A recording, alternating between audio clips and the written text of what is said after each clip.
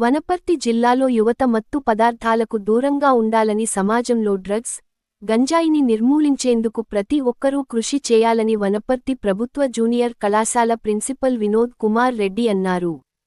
తెలంగాణ ప్రభుత్వం చేపట్టిన మాదకద్రవ్యాల నిరోధక ప్రతిజ్ఞ కార్యక్రమంను మంగళవారం ప్రభుత్వ జూనియర్ కళాశాల మైదానంలో నిర్వహించారు. ప్రిన్సిపాల్ మాట్లాడుతూ, మత్తు పదార్థాల వాడకం వల్ల శారీరక మానసిక ఆరోగ్యం దెబ్బతింటుందని అన్నారు.